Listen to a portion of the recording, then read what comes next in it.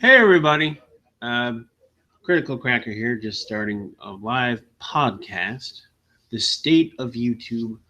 How is everyone going today? I'm doing all right. Now we're just waiting for other people to join. We have Prince of Queens that's going to pop in for a little bit. We have uh, Geek Cthulhu who will be popping in as well, among others. When we talk about a lot of shit. So sit back, relax, and enjoy.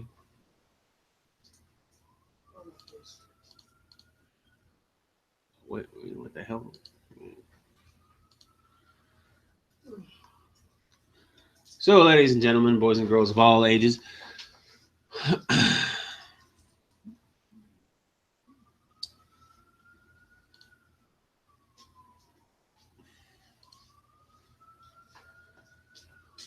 thank you, everybody. Stanley is early. Stanley gets a trophy. Zombie is a faggot because he said faggot. William, you get third place. Don't you worry, son. Now we're just waiting for people to join. Currently, I sent out invites over an hour ago. Hopefully, Prince will join. But in the meantime, let us enjoy the cancer that is modern feminism. Go ahead, chat, screen share. Here we go. Let's share that. Okay. This is a lesbian. There are many like it, but this one is ours. What's up? Hey, what's up, geek? Nothing much. So, we're here to discuss today a relatively serious topic, the state of YouTube. The community, the whole platform, everything. How do you perceive?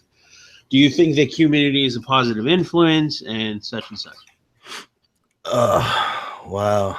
It's funny because I don't know if you've been aware of what I've been up to for the past couple days with the whole Joyce Sparkle BS and Joyce. No, I'm. Oh yeah.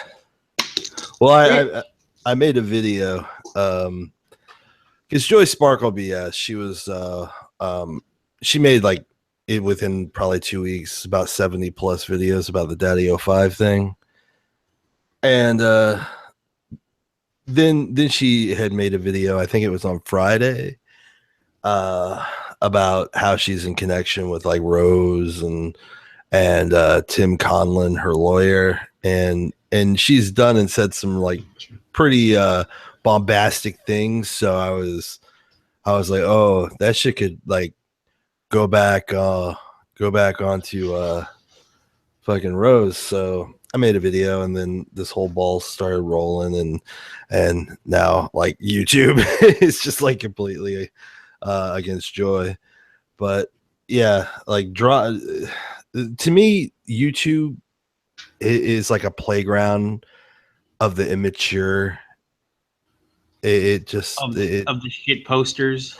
Yeah, that like our side of shit is that's what it's devolved into.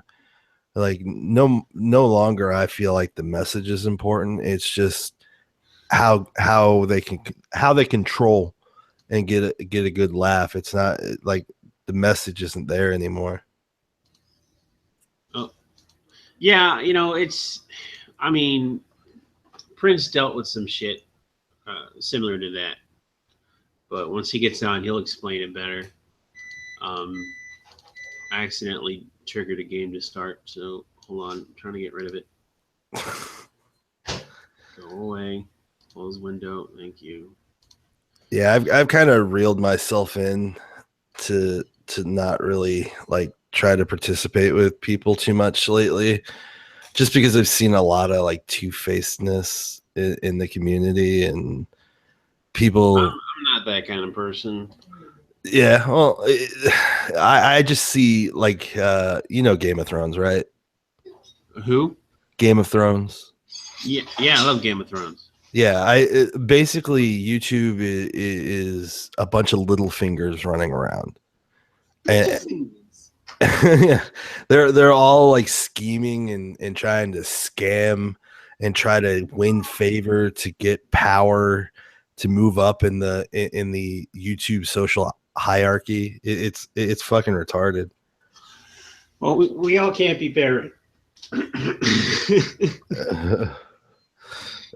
Yeah, if you try to be a good, honorable person, you end up like Eddard Stark.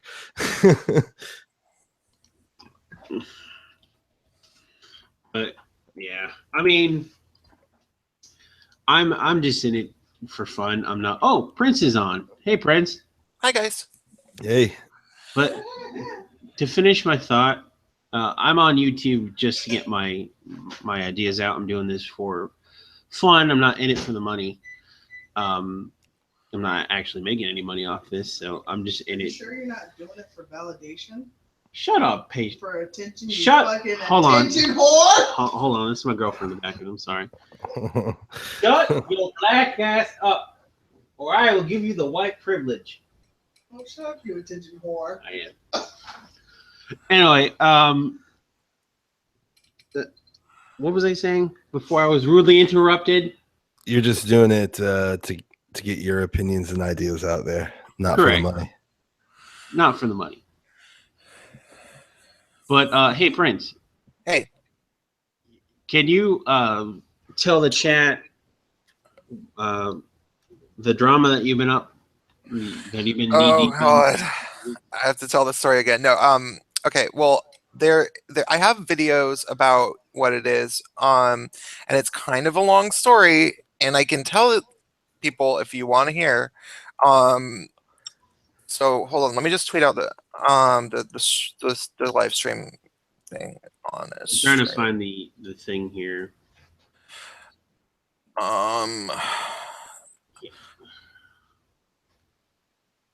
So, okay, here's the deal. There's this YouTuber named Meg Dylan Burns, and she is a TERF, which is a trans exclusionary radical feminist. But TERFs don't like being called TERFs because that's what other feminists call them, and they get very defensive about if you call them that, even though it's an acronym that represents what they are. They, it's just an acronym, stands for trans exclusionary radical feminist. That's what you are. If you are that. So are they? Is she transgender? Is that a female trying to be male or? No. She's a lesbian, and she's cisgender. She was born a woman. She continues to be a woman, and she doesn't think that transgender people are real women, and she thinks that trans men are, female to male, are traitors. She thinks that they are people that, like she doesn't understand why they would betray, not necessarily betray, but why they would leave the sisterhood, because the sisterhood is so great. So and she thinks that male to female transgender people are just, I don't know. I think I think that the TERFs are just mad because they're threatened by the idea that transgender women might take some of their resources. Like I think they kind of know deep down that they have a massive amount of female privilege anyway, and then they also have all of the resources of feminism. And feminism is, is like a multi-billion-dollar industry and has massive political power. So if transgender women are trying to get in on that, and then they feel like there's not enough to go around, they're gonna get defensive. And especially since feminism has started losing in recent years, they're no longer on the up and up, and they are on the down and down very clearly. A lot of feminists are worried about having to share energy and resources with transgender women. They don't want to devote time and energy to transgender activism because they're just obsessed with being taking care of themselves. They just want female privileges, female entitlements, feminist services. They want things to continue. They want to continue basically benefiting in reality at the expense of men as much as they possibly can. And so so they're one of the things that they're working on is kicking out the transgender people out of the feminist community. So that's what she does. I didn't really know that about her coming into this. The only thing I really knew about her was that she makes fun of trenders like Riley Dennis. So well, we can all agree that Riley is it's just yeah. Yeah, absolutely. And so I thought that maybe she was kind of cool, and a number of people in the skeptic community think that maybe she's kind of cool. We didn't, or I didn't, some people didn't really understand that she's actually even worse than the intersectional feminists. Intersectional feminists are just kind of brainwashed into it's kind of a cult religion type thing that they have going on, you know? They think that gender is a social construct and that, you know, feminism is the true way to end all racism and weird shit like that. And it's just like stupid. But like radical feminists, like TERFs, like the trans exclusionary radical feminists, they're even worse. They just hate men so bad that they also hate transgender people. And I'm sorry I have a penis. So I thought because she made fun of trenders that maybe her and I could have a chat. So I tweeted at her and she agreed. And then I noticed that people call her a TERF a lot. And so I decided to make a general video about my feelings about TERFs. Like I was like, well, what do I think about TERFs? So I mentioned that I was going to have a stream with her at the beginning of the video. And then I said that she gets called a TERF. Here's my feelings about TERFs. And for the first 5 or 6 minutes, I defended people that get called TERF. I said that that a lot of times people get called a TERF simply because like really, really stupid reasons. Like I gave an example that a friend of mine, she was called a TERF because she's a lesbian and she threw a club event, like she threw an event at a club called Club Clit. And yeah, which is like, you know, that's not a particularly weird name for a lesbian event. I mean, it's kind of crude, but like it's not unusual really. And some TERFs got mad at her, not TERFs, sorry. Some transgender people got mad at her and said that her name was trans exclusionary, and they called her a TERF. And it's pretty stupid because it's like she wouldn't turn transgender women away from the party if they wanted to go. She was fine with transgender women attending the party. She just called it Club Clit.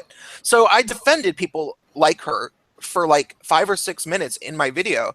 And my video wasn't addressed to her, even though I did mention her at the beginning. It just was a general video. So she took that very personally then, Humprint. She took all of it personally, and she entirely edited out the entire 5 or 6 minutes at the beginning. And instead of telling her audience that I defended people like her and her audience for 5 minutes, all she did was she said, I'm going to leave out the first half of his video because I see his point. That's all she said. She didn't mention what those points were. She didn't mention that she even agreed with those points. And she certainly didn't mention that I was literally defending her for 5 or 6 minutes. And then I'm sorry to interrupt you, but let me go ahead and show the chat what they look like so they get a general view of, you know, who we're talking about. Okay. Yeah. Screen share, if I can figure out how to use it. I'll take the moment to say hello. Hello, Hi. Stan. Hey. This is my buddy Stanley. He's been helping me out. He drew me a lot of my artwork is he helped me out there. So definitely give him a shout out and I can definitely stick follow him on JPEGs together. Aren't I impressive? You're very impressive. Okay, so you all see my screen? Yeah, that's her. And as you can see, she's been obsessively posting about me, and then she pretends that that's not the truth. That truthfully that she's the victim and that I'm harassing her, even though it looks like her pinned tweet is the video where she made an entire video taking me out of context after her fans had been mobbing me on social media for a month. But Well, it's funny. I'm sorry to interrupt you, Prince. I don't mean to do that. I'm gonna learn not to. But it's funny because I defended you a lot on Twitter because I consider you to be a friend, and it's just they went ape shit. Holy crap! Like they're yeah. They are they're kind of, I think that the thing is this. This is my feeling. Feminists were the biggest bullies on the internet, especially around the Gamergate era, and like in 2014, 2015, there was a massive army of feminists, and they would go to bat for any feminist blogger that they liked, like any sort of like Jessica Valenti, Lindy West, Clementine Ford, all of the and Anita Sarkeesian and everything. If anybody would argue with a feminist, they would get bombarded with 50 people tweeting at them and like white knights. And they had a lot of success shutting people up just by overwhelming them with numbers, right? But they were wrong. They never had the arguments in their favor. They were always wrong about the actual arguments if you really broke it down. But they didn't care. They just tried to overwhelm people with numbers. Well, finally, the feminists are losing, and enough people have been red-pilled. But the only feminists who are left are these TERFs, and she's the biggest TERF out of all of them. So they are fiercely, fiercely loyal to her, and they're used to this thing where they just, gang up on people and silence them based on ganging up on them. And that's the only thing that they know. They don't know how to actually argue. They don't know how to have a debate. It's a weird, dual thing that goes on among feminists in that they are so able to unite at any stupid cause that they know nothing about. Yeah. And at the same time, they can just be so cancerous and toxic to each other. If they step out of line even slightly, it's like they're so ready for a fight all the time. Yeah. And it's what you've referred to in your videos as starving piranha syndrome. And Yeah. also, I think they just kind of want a scrap at every turn. Pretty much, it seems like. But it's not just feminists either. I mean, even on our side of the fucking it's just fence, partisanship in general, really, isn't it? I would say though that it's a little bit worse, and I hate making generalizations about the sexes, but I would say that it's a little bit worse with women in general, where women sort of have this pack mentality where it's like you're part of the big group of women, and at all costs you must protect that group of women. Like have you ever been outnumbered in a room with even just 3 women, and you're like the only guy there, and you have a disagreement, and then they all start yelling, and they're like, you can't say that. Oh my God, how would you say that? Why would you say that? And it's like, and they all do it like it's like their minds start to meld together, and they become like one blob of outrage. And I think it's an evolutionary thing. I think that women sort of, in order for the species to survive when we were evolving, we had to protect the women. So men are always protecting women. We all know that, but women also protect each other. And because, if there's a tribe and, there's 200 men and 200 women, if all of the women but 10 die, then that tribe is fucked. They're going to die out. But if all of the men but 10 die, the men can, just impregnate all the women. So, women... to be the one surviving man in that situation. Yeah. It wouldn't be all that bad. It wouldn't be all that bad for anybody. So let me ask my resident woman here who's sitting next to me, babe. Do you agree with that assessment? I wasn't paying attention. What are you talking about? Okay, never mind. She wasn't paying attention. Well, women are emotional creatures, so of course women are always they lash out with emotion, and they don't think about what they say, and they'll attack anything around them. I mean, I've been in a situation where I've been in a room full of women and I've said something that they don't agree with, and it turns into pitchforks and fucking torches storming the fucking gates. If we're on the subject, and it's, I think a lot of the time it's not even a lot of it. There's this sort of like yeah, protect the herd, and there's this emotion like, oh, another woman is upset about this, I need to support her and I need to join in with her, you know, and it doesn't even matter if she's right, you know, it doesn't matter if she's right at all. They need to support the other woman. And feminists do that to the nth degree. They always feel like women are always under attack because feminism trains them to feel that way. Feminism trains women to feel that they are constantly under attack at all times. So they always need to side with other feminists and gang up on people, always. And so they enter into these arguments where they're blatantly wrong. They don't know what the argument's about, and then they continue to say further things that are just wacky and they don't even make any sense. And they don't care. They're like, nope, she's a feminist sister, we have to support her. That's all they. It's because they put their presumed righteousness above facts. They're so convinced that they're the good guys that they won't even bother. And it just a lot of the time every grouping of people, though, every grouping of people do that. They get in their little tribalistic stances, and just on our side, we have fucking people that do the exact same thing. Yeah, they do. Exact same thing. It does. But I just want to make a general certain announcement. I'm sorry, Prince. I am so sorry. But no. What do I keep on what? Shut up. Anyway, sorry about that, guys. That's like, I just want to make a general thing. I both tweeted you out, Geek and Prince, if you want to retweet the link to the stream. already did it. Awesome. Generally, when we're talking about feminism, and I think women in general, it is a pack mentality, but also for guys too. It's not just for women. I mean, you're in a group of guys. Someone messes with your group, you're going to go after that person. I think that mentality. I think it's a different thing. Okay, I think that guys are more likely to find an injustice and then rally together to try to change it. You know, like they're likely to try to like be like, wait, this thing is fucked up. And then once everybody knows about it, then they'll all, you know, attack and they'll be like, yeah, this thing is fucked up. Let's get them. Let's get them. Let's get them. Whereas feminists, it's kind of more like they're always defensive.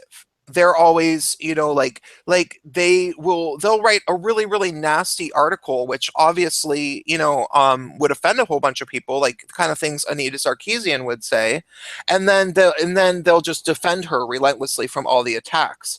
Whereas guys would be more likely to,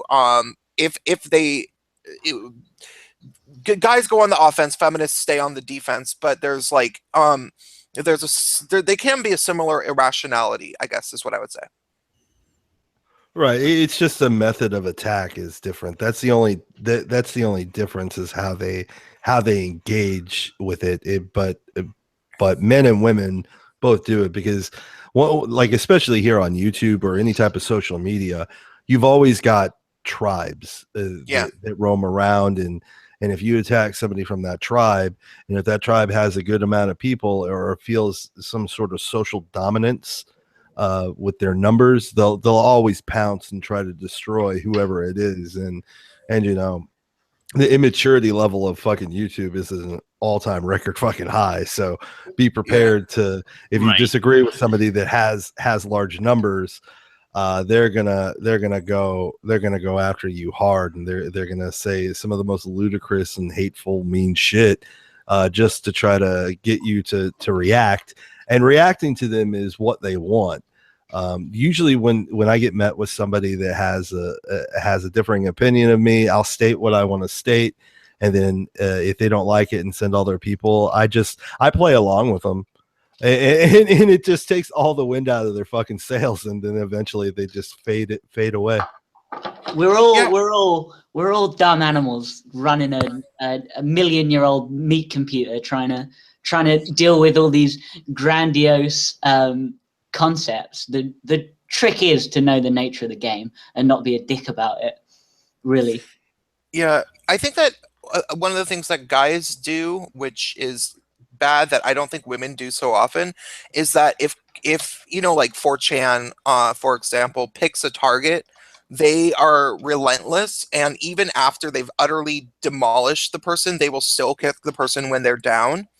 You know, and I don't think that feminists necessarily do that so much. I think that when feminists ruin people's lives, it's usually because like when they went after Gregory Allen Elliott in Toronto. You guys know the story? No, I don't. Okay, this is a really important story you should know about. There was a guy named Gregory Allen Elliott, and he challenged a feminist. There was a feminist who was big into being outraged and calling guys sexist, and like, you know, basically like trying to publicize them. It was her deal. And but she necessarily kicked them when she was down. It was kind of like she was a professional feminist, and she would find somebody that she was offended by. She would tweet it out to all her followers, get a bunch of people to, you know, freak out momentarily, and then she'd find a new target. But she wouldn't just target somebody. She, you know, she thought that they were sexist in her little head. So he decided that her tactics were bullying, and he disagreed with her. And she was a professional feminist, and he wouldn't shut up about it. He was like, no, you keep doing this, and it's bad. And he had actually, I think, worked with her for a moment, very, very loosely. He was a graphic designer, and I think that she hired him at some point or something. So after a while, he saw her behavior, and he was like, no, this is really bad. So he wouldn't shut up about it. And because of the fact that he wouldn't shut up about it, and you know, I think he was probably winning the argument, and that was what really threatened her. And she ended up calling the cops on him, having him arrested over tweets. He got literally arrested over tweets, and then put on trial for 3 years. And the whole trial period of the trial, in Canada, they don't really have freedom of speech, as you probably heard. So he couldn't use the internet for 3 years. And so he's a graphic designer. That ruined his career. He was put in over $50,000 worth of debt just for legal fees, and he was found completely not guilty once they actually looked at the tweets in question, and they determined that in no way did he say anything remotely that could be construed as harassment, and that she basically entirely made the whole fucking thing up. But it was to defend herself, because he was saying, no, you're a fucking, you know, harasser. So I think that that's sort of where the not harasser, but she was inciting bullying by you know, by way of social media. But she did try to ruin his life, but it was to save her own ass. And I think that that's sort of a thing where it's like guys on the internet, shitty guys, you know, like the really shitty 4chan type guys, will ruin someone's life just because they're bored. Don't diss 4chan, man. They'll find the stream and they'll find you. No, I don't mean like, no, Fuck those autists. No, there's definitely a lot of cool 4chan people, but I mean the people that can be shitty on there. There are people that can be shitty and they'll ruin someone's life just because they're bored. Now, currently, I don't think that happens so much. I think that used to happen a lot, but now the weaponized autism of 4chan, the targeting of people, has been used for political ends. Like they've found reasons to do things, like to fuck with Shia LaBeouf. He's a fucking idiot, and that was a big political statement that they did that. They proved a really big point by doing that. That was hilarious, and they've just been tracking down like all the Antifa people. They've been making a database of that, which is pretty cool. I gotta respect that. Yeah, it's awesome. And yeah, they found a purpose to channel that sport that they do. But they you know, there has been things that they've done in the past where it's like they're just targeting a gamer because reasons, like, you know, they don't. So anyhow, well, yeah, in the infancy, it was all about, oh, let's swat this person on Twitch and just do really dangerous shit to people. Now they, like you've said, they've got a focus that allows them to focus that Herculean autism towards something that's Herculean that's good. autism. Yeah. Weaponized autism. Yeah. It's But just- yeah. Oh. Oh, I was just gonna say it's just amazing the wall of crazy that and they can come from fucking 4chan. It's astounding. Yeah. So I was gonna say that this woman, Meg Dylan Burns, this one that her fans have been fucking with Critical Cracker because he made the mistake or was nice enough to defend me on Twitter. She makes, her problem is that she makes dishonest videos and she lies by omission. She leaves out important parts of the videos, and she her responses it's like, if you watch enough of her videos, it's like, oh, she's very clearly kind of trying to twist things around, and she tries to make it look logical, but it's like feminist logic, and her fans are convinced that she's the patron saint of feminist logic, but she is just very, very dishonest more than anything. So she did that to me. She misrepresented me. I was still under the impression that maybe she was reasonable. My mistake. I ended up posting in her comments, and her fans were just like piranhas all over me. They were just like, "You're delusional. You're a horrible man. And then like really nasty insults where, you know, like they were like, "Why don't you show your face? I bet you're really, really ugly. I bet you're just aging and you can't get any guys, and you're an aging gay." They said that I was an aging gay man that can't get laid, and that's why I hate women. Which have you ever noticed that's like, you always get one of two insults from feminists that you have. Oh yeah, they have no problem insulting people, and then they always play victim like they didn't start it. Hey, you can be like, fuck on. that. If I'm an aging man, I can pull the daddy roll and get all sorts of twinks. So yeah, it's stupid. It's a dumb thing to even say.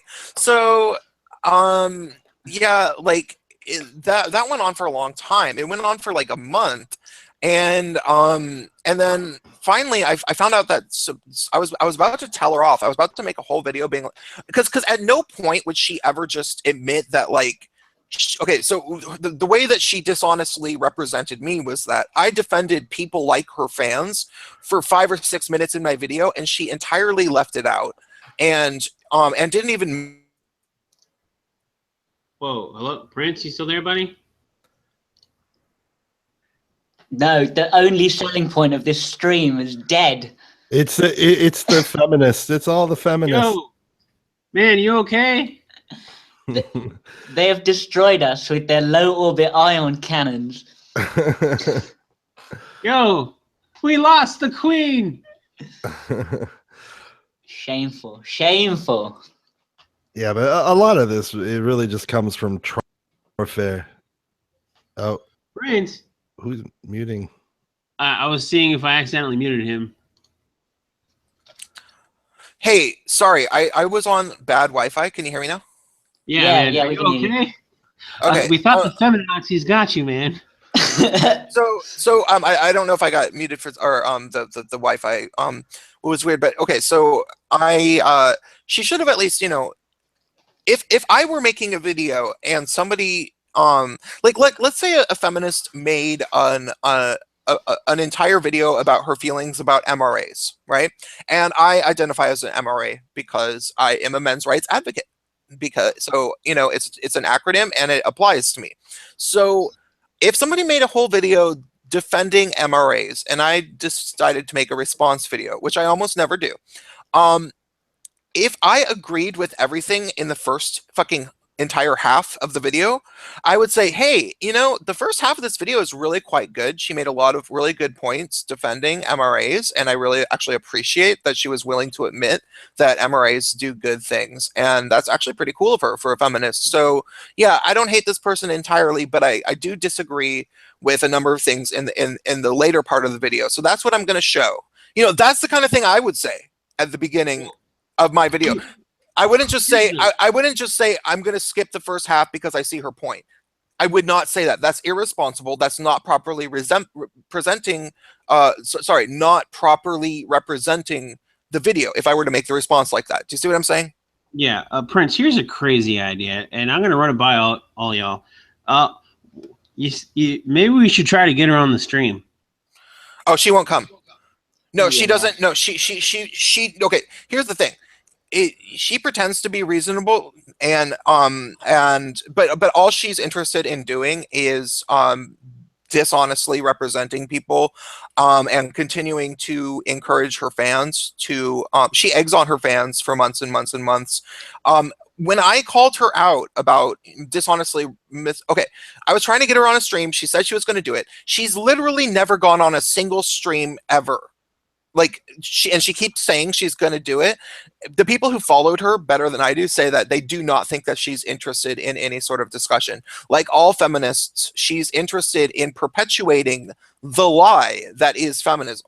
Feminism. Well, I'm gonna tweet her out just so we cover all the bases. Just No, so she we're- won't come. No, she Oh, won't you come. guys are- Don't even do it. Don't even ask. Don't even ask. The thing about these people is they're only interested in playing in their own court. There's Yeah. Look, they have there's no incentive for them to talk to people like us. They're not really ultimately in the end concerned with the pursuit of truth and talking. Really, they're professionals at what they do.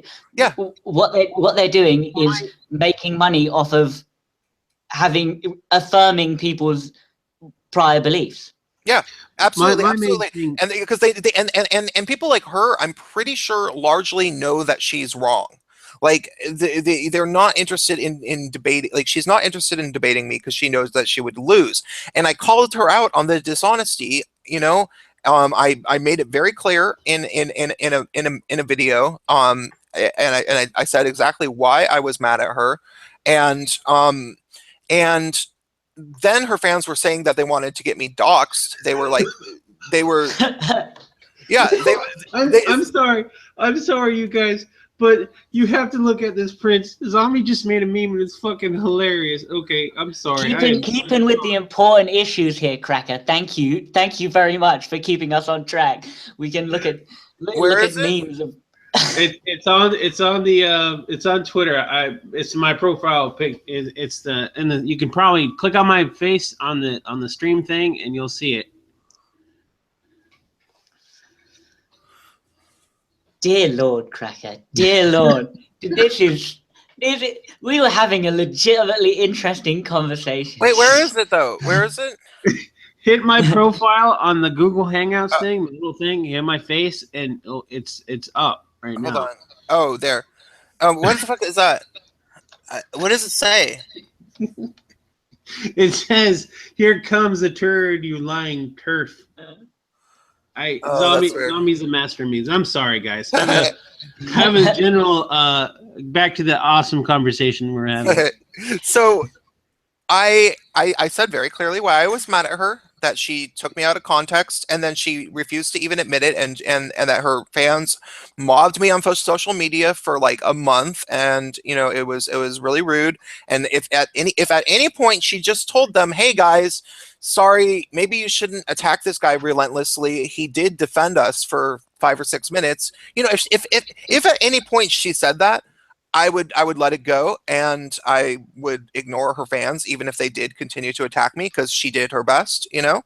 But no, she never once entertained the idea of telling them something like that. She just it seemed like she wanted them to keep attacking me, and she just played innocent as if she didn't misrepresent me. And then, do you know, she finally makes another response video to me. It is composed entirely of misrepresenting me. As in, she doesn't even say a single word in the video herself. All it is taking me out of context and showing out of context tweets of mine. That's all it is. So it's like the biggest double down that you can imagine. It's like, not only does she not admit to misrepresenting me, but her entire response is to just even further misrepresent me blatantly. This is more of what I was referring to before. They're not concerned with exploring the actual issues. What they're concerned with is making profit off of this narrative. Yeah. So it doesn't Yeah, matter what you said to her. What she's done is decided that you're the villain in this situation. She doesn't want to have an honest conversation. She wants to say, here's what the bad guys think. Yeah, and it makes me think that she knows entirely what she's doing. Like, she knows that she has to be dishonest in order to have a career. Well, that fixed her narrative is making you out to be the bad guy, Prince. Yeah, that fits her. Well, and it's not just that. It's that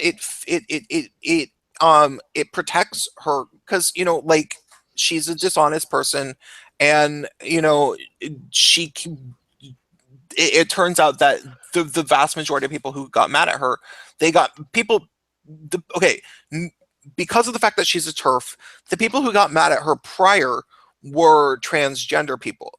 You know, it was always transgender people who were saying, hey, you misrepresented my video. You misrepresented my video. But people didn't really care, even in the skeptosphere, because they just assumed, oh, they're just mad because they're transgender and she doesn't like transgender people.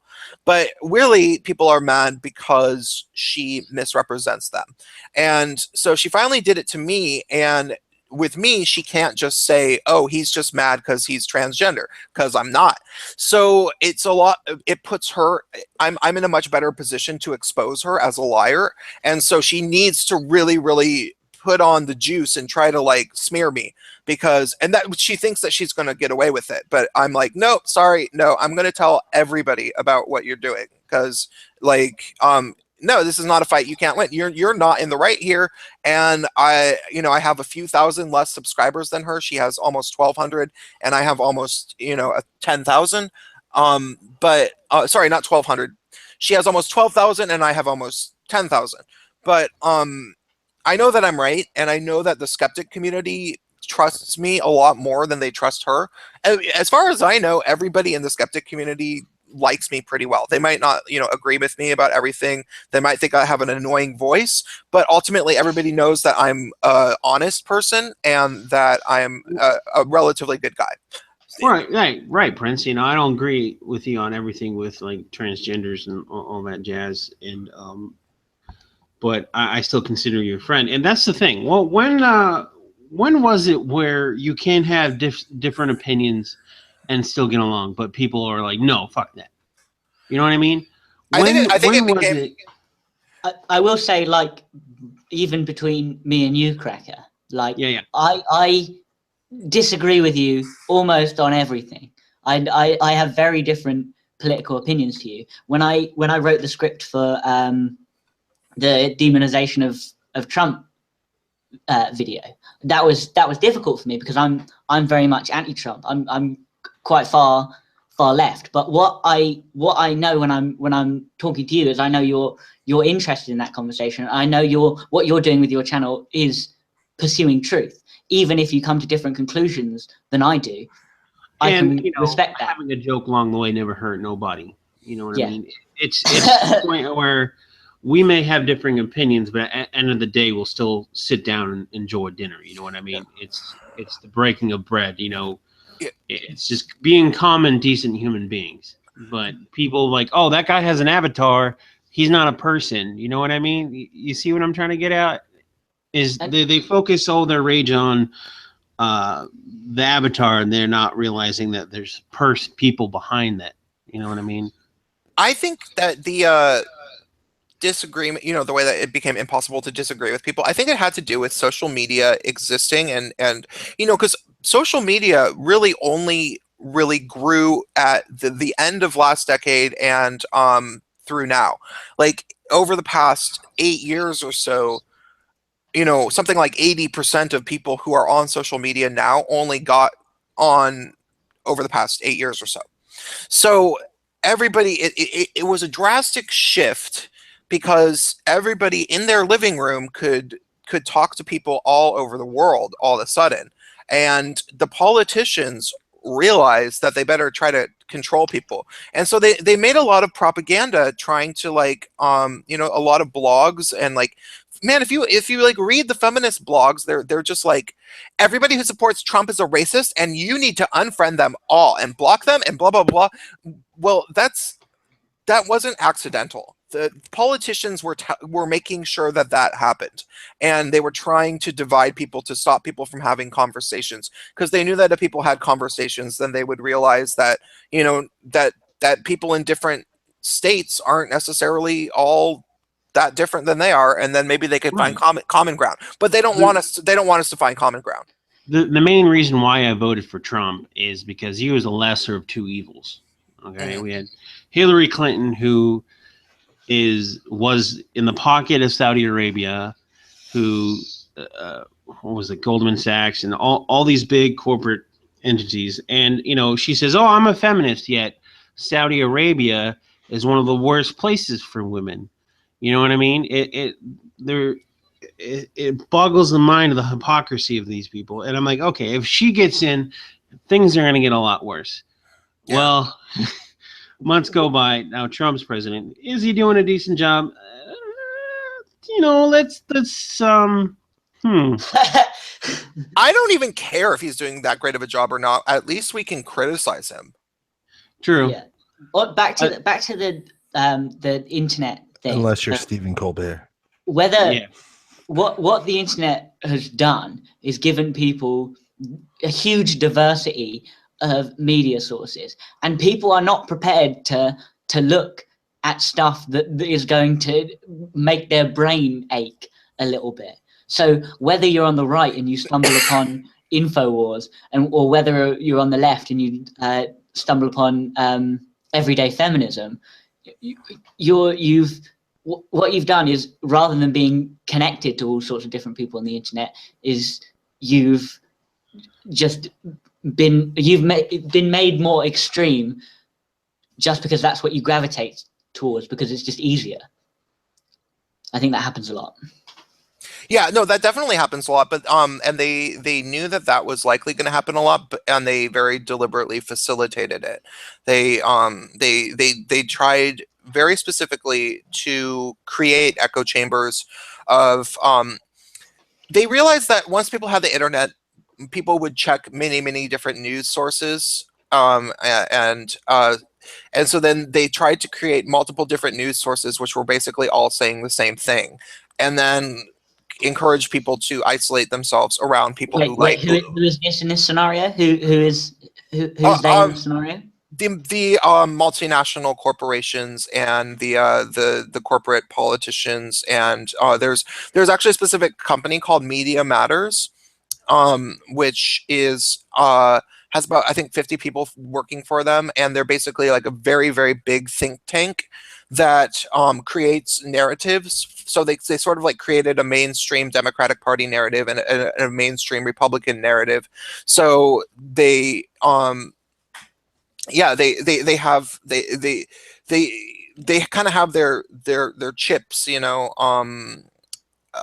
in this big company, and corporations can invest into Media Matters, and I think basically they have to kind of like say, like, okay, so you guys are shaping the whole narrative of all media, and I'm Coca-Cola. I have to pay you $5 million, and you'll tell us what your strategy is, and once I pay you $5 million, you can help us advertise to the media narrative that you're creating. So all the corporations kind of buy into this, and they have the smartest people working, or supposedly the smartest people working to influence media, and they tried to do all of that, which is, you know, that was how things like Gamergate happened, where it was very clear that there was collusion between all of these different journalists, publications.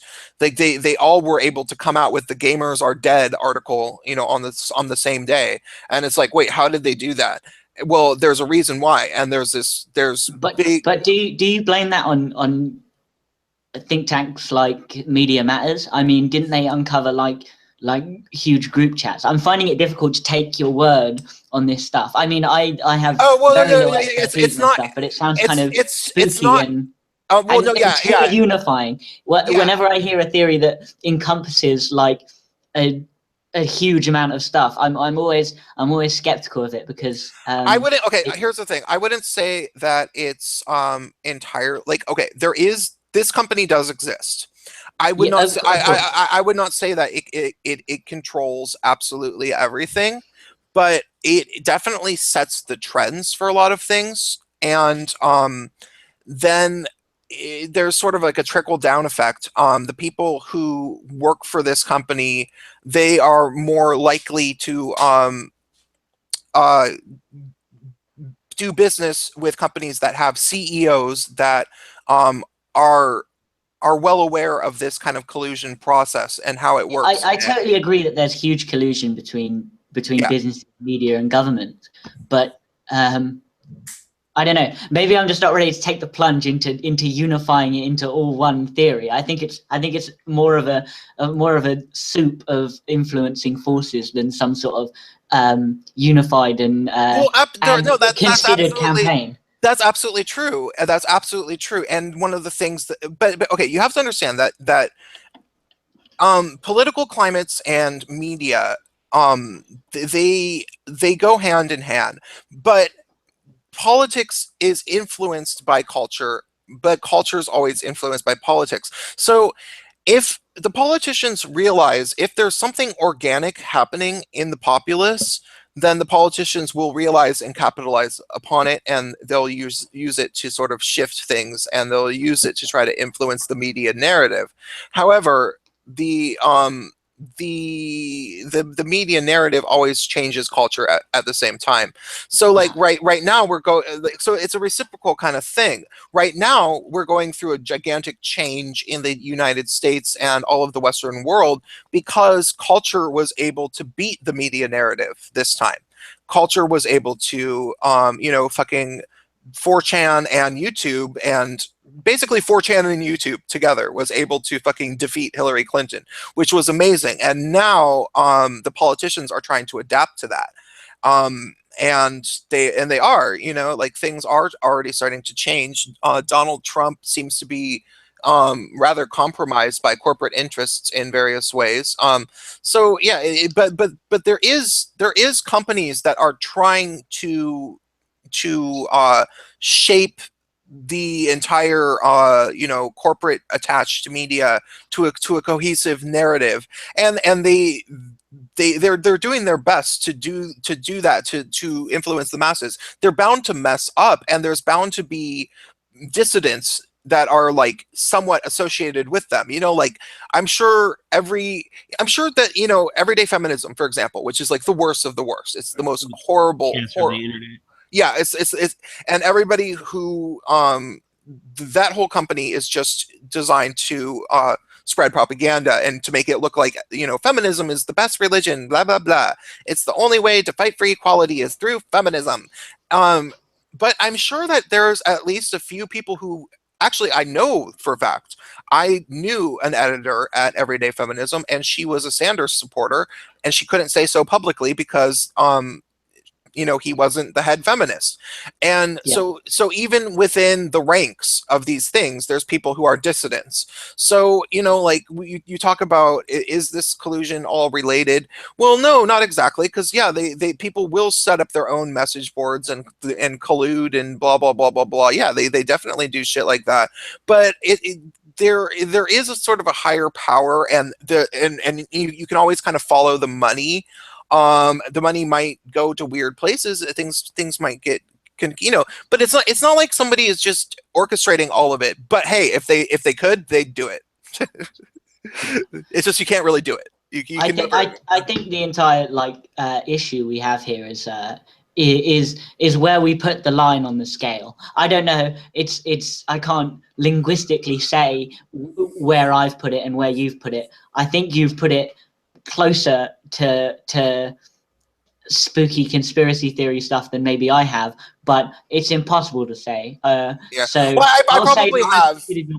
And I see by what you said you've considered mine. I feel like it's kind of a dead end at this point. Yeah, I probably have put it on more of a spooky conspiracy theory thing than you have, but I've also probably seen a lot more evidence than you have. So I understand. Yeah. You've definitely looked into this more than I have. I know very little. Now, let's go back to the original topic. Okay, ladies and gentlemen. Now, the original podcast title of the podcast, the whole point of this was the state of YouTube, the whole community. How does it affect you positively, negatively? Do you think it's toxic? Do you think it's a waste dump? Do you think Nazis love it? Whatever. As a pleb myself, the only ways it affected me is videos upon videos in my sub box of people complaining about it, which has not been fun, and I totally sympathize with these people. Queen, Prince, sorry. How has YouTube affected me? Yes, negative light, positive light. Well, Is this in light of recent changes and stuff? Yeah, in the light of recent changes with the algorithm and the way they're doing things, and the community as a whole, I would say. So Well, it's like one loaded question, I guess. Okay, YouTube overall has been really, really great for me. It's made me feel I got very okay. I was in about the most SJW social reality that you could possibly imagine, just because of where I lived and being a gay man making art where I was, and it got to the point where I was never allowed to do anything, to say anything, to get any. I couldn't win with these people. People resented me for being as successful as I was, and I wasn't even that successful. So people were like, well, the only reason that you did anything is because you're a privileged white male. And I'm like, well, I'm not even really doing all that great. And, so. Oh, Geek just went out. He'll probably be back in. Right. It's probably just a connection. So the thing is like, I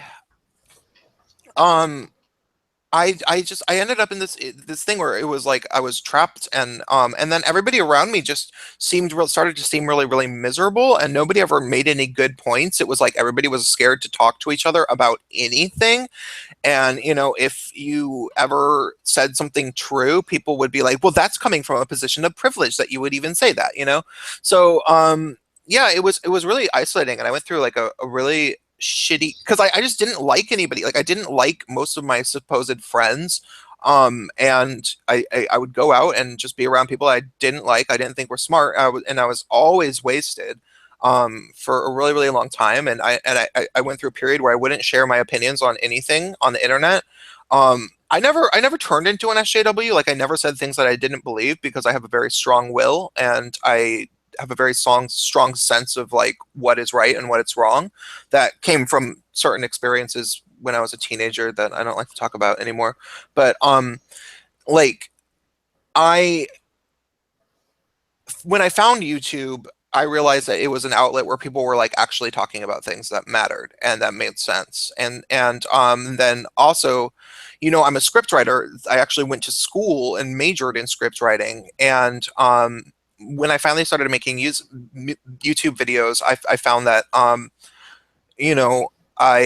was able to adapt to this format pretty well in terms of what I already knew how to do. And so it made me feel like I had a purpose again, and that people cared about what I had to say. And it was nice, because I had a little bit of success in my late 20s and early 30s. I was signed on a record label, and I was doing theater, and people really liked it, but I never got big. Like I never got a bunch of exposure, and I finally was able to do YouTube and get a lot more exposure ultimately overall in a lot shorter period of time. So yeah, it's like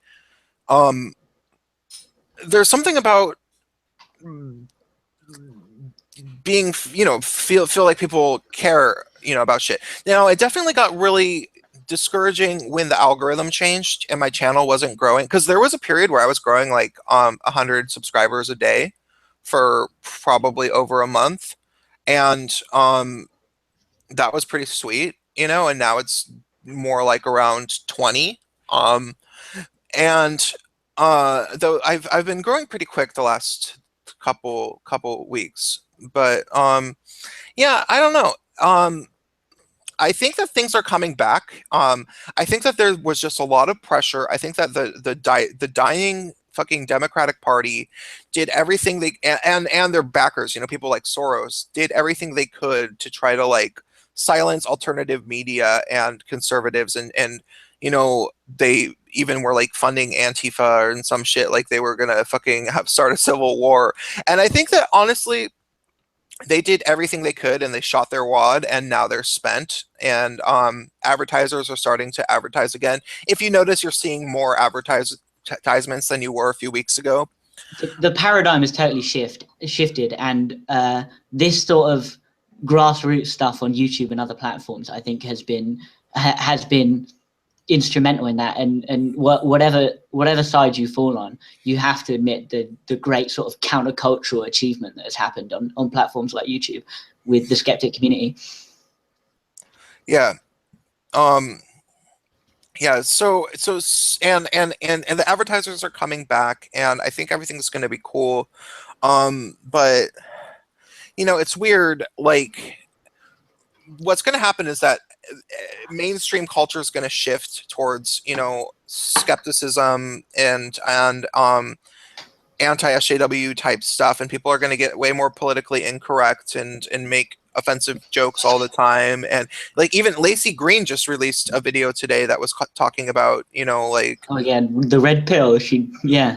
And so yeah, things are gonna change, and then we're gonna be around a sort of a sea of people that like aren't really all that cool, that are kind of like trying to be like you know, like everybody's gonna be like, oh well, I was a skeptic before it was cool, you know, that kind of thing.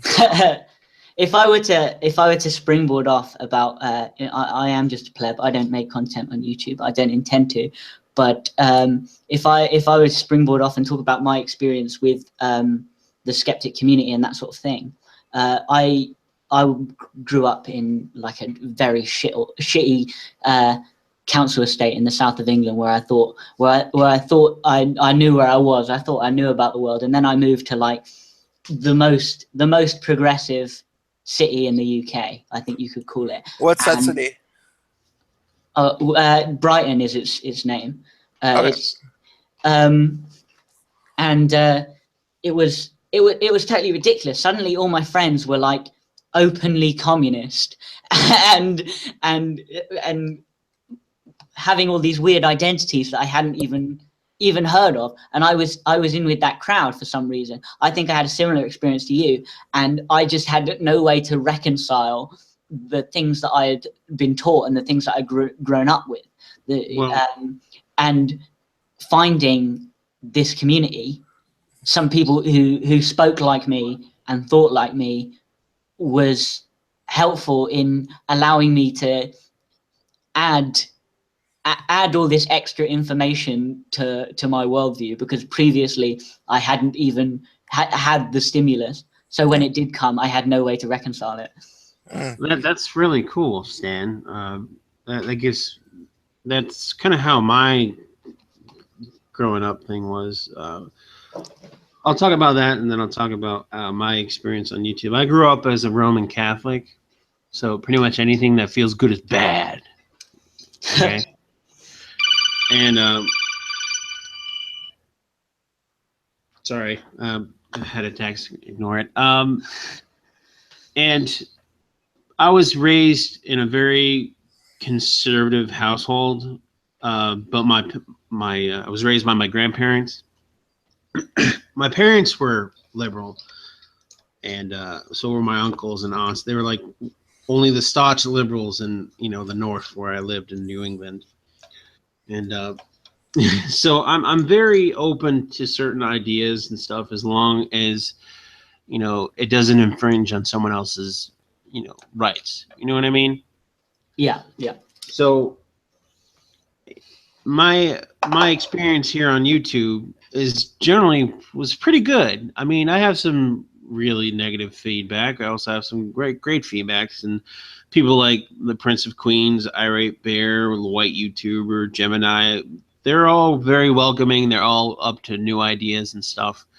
And it's because of content creators like, you know, Armored Skeptic, you know, TJ, among others. I'm having a brain fart here, that I decided, hey, let me throw my hat in here and see what happens. And I haven't made a new video in over 3 weeks, but what these first sort of skeptic YouTubers did more than anything is give a political vocabulary to the disenfranchised.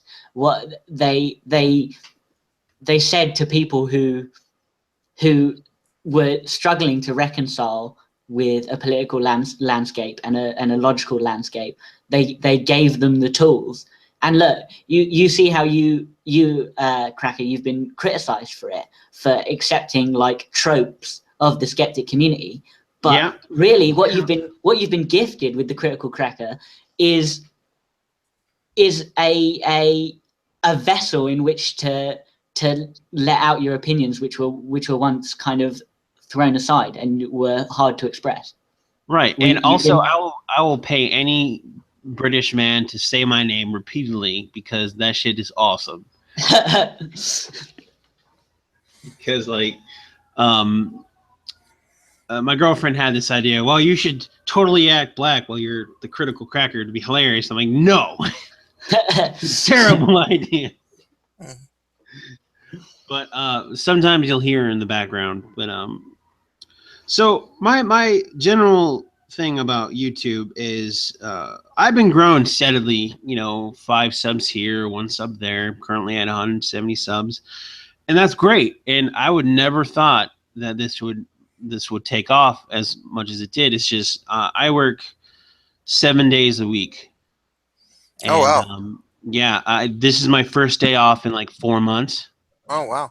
Yeah, so when I try to make a video, when I get a video out, it feels kind of rushed because I'm like, all right, I gotta wake up and go to I work in remember 5 hours. when I first streamed with you. Weren't you at work? I was, yeah. I was you were like on a phone. You were on a phone at work. Yeah, These are the hardworking Americans that people like Trump are trying to save. People like the Critical Cracker. I love it. Well, I was on break, okay? I was on break. I'm a responsible cracker. But at the time of little bit after that, Prince, I started working 2 jobs, and then I'm currently in armed security, and it's just been, go. I've actually arrested someone a couple days ago. So that's wow. Hardship we I think yeah, I do. I think part of. Oh, sorry. Go ahead, man. Yeah, I think part of the Critical Cracker's sudden popularity has been due to his superhuman ability to step in shit. You're very good at it, and you always come out smelling like roses. I'm sorry that went over my head. Oh, you mean like the criticism and stuff? And yeah, you've for such a small YouTuber, you've come under like intense criticism from like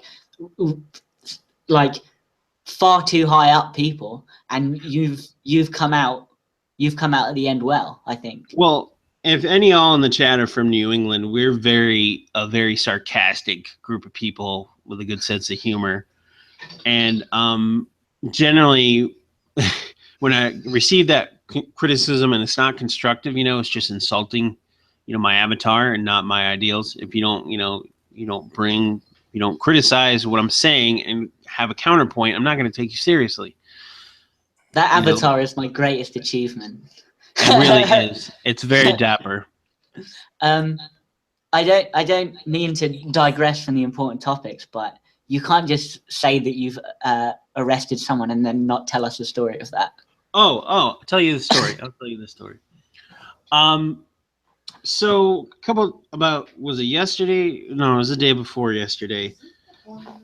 No, shut up, babe. Let me tell the story. This guy was in the shower for 10 hours. He was in the shower for 10 hours. Where I'm at, the gas station that I'm at has showers for drivers and stuff. And I got a call from my coworker, be like, hey, this guy's been in here for a while. I need you for backup. And so I go in, and this guy has a stack of porno mags sitting on the toilet. And he smells like sex. You know that really heavy masturbation sessions that people have. And they come out. I know. Yeah, well, this guy had the water going, masturbating, and it was writing random stuff on paper, like crazy shit. Oh my god, he must have been on meth. Yeah, dude, it was like some of the craziest shit I've seen so far. Hey, don't knock it, man. You've gotta why not, while you're busting a nut, just work on your book. I mean, No, work on the book that the voices tell me to. So this guy comes out, he starts talking about how he has a girlfriend in Russia, and I'm sitting there, I'm looking over my coworker, and I'm like giving the face like, do we have to deal with this? And he kind of like nodded his head. And so we were very pleasant with him, and we're like, okay, sir, we're gonna need you to come out. Oh, I need to get to eat. Oh, okay. So we take him to Wendy's, which is part of the store. And he gets, I don't know if you know, Stanley, the Wendy's is a burger place. Okay, thanks for that. It's actually really quite good for fast food in America. It's fucking good. It's like the best fast food place. Fast food is nothing here because fish and chips are just so cheap. Why would you have anything else? I mean, where I am, I'm pretty landlocked, and it's like a 6-hour drive to the coast. So anyway, go on. So we get this guy out. He gets his Wendy's. He's trying to talk the ear off the cashier, and I'm starting to lose my patience. I'm like, focus, sir. You need to focus. So we managed to get his Wendy's food after like this has gone on for like about an hour and a half, right? And he hops in his car, and he drives off. And I look at my coworker. I'm like, thank God that is over. Well, an hour and 35 minutes go by. This guy comes back. He came back. What? Did he leave a porno mag behind? We gave him a criminal trespass warning. I'm like, you're not allowed to come back on this property for 24 hours, period. If you do, we will arrest you. Okay. You can't banish a man from his favorite loo for looking at porno mags and writing his novel. His favorite vintage porno mags, which they're really vintage. I mean, they're like 1970s, 1980s, because you can tell because the ladies have bush. Like you should have seized them. You should have seized them as evidence. I know. I should have. But so I'm inside the store at this point. I get another call from my coworker. He's like, "Yeah, he's back again." So this guy was back where the trucks are, the 18-wheelers, and no personal vehicles are allowed in that area because people can get hurt. And I go out there, and currently my coworker, I'm not going to say his name because I don't, he's currently handcuffing the guy. He's actually the one doing the arresting, I should point out. But so he's handcuffing the guy. We're going through his things, and I look in his car, and he has like 10 vintage porno mags stacked in his car, and his car is just trash. There's trash everywhere. And there's like writing all over the place. Like he was rewritten words and stuff like crazy. It's just like boggles the mind. So I got stuck watching the guy while my coworker went and called the cops while we detained him. And he kept talking to me. And at that point, I'm like, all right, I'm going to need you to stop talking and stay right there. Don't move. And the entire time, as soon as he's trying to open his mouth, I'm like, So the cops come. Make a long story short, because I know I've been ranting on for a bit. Make a long story short, this guy, we get his tar code, and he's moved off to a different area. The cops didn't want to have a headache of arresting him because he was obviously disturbed. So hopefully he won't show up, but chances are we already have a pool at work of how long it will take for him to come back. But so this guy has a year-long ban. If he comes back again, he's arrested, dead to rights. And that's the story. What a beautiful story! A tale of whimsy and mystery. I'm gonna disappear for a couple of seconds because that story was so raunchy. I need to go silent for a minute or so. But I will be right back to all my fans in the chat. I will be right back. That's so kinky, Stanley. So, one of the things the question about YouTube in general, I want to I don't want to make socio-political commentary and political commentary forever. Like, it's not really what I'm actually better at doing in life. Like, I mean, I think I will always make personal videos where I share my feelings about something because it's way more fun for me to do than blogging and posting on Facebook. Like, I like doing it, and but at the same time, I'm more of a script writer, and I have multiple full lengths, things that can be made into movies, and I want to get that happening. And that was actually the main thing that made me start my channel, was I wanted to meet people and get people interested potentially in getting things produced into movies. So I hope to move into that in the future. And I have some people who want to act, and one of them that we could maybe make into an animated thing. Yeah. So. Well, this YouTube is not a career for me. It's just a hobby and outlet for me, my ideas. My main goal right now is to become a cop. So I've been working on that. So you can arrest people like me. Yeah, so I can arrest your black ass, right, baby? Why don't you and your girlfriend star in a buddy cop movie? That would be beautiful. I think that'd be funny. Well, you're not aware, Prince, but a lot of my streams, my girlfriend always has an opinion and likes to say it in the background. So I'm starting to be aware. And some of my videos, you'll hear her say stuff. It's part of the charm, I think, and a lot of people like her, so that's why I add her, because she's funny. Well, yeah, I hope so.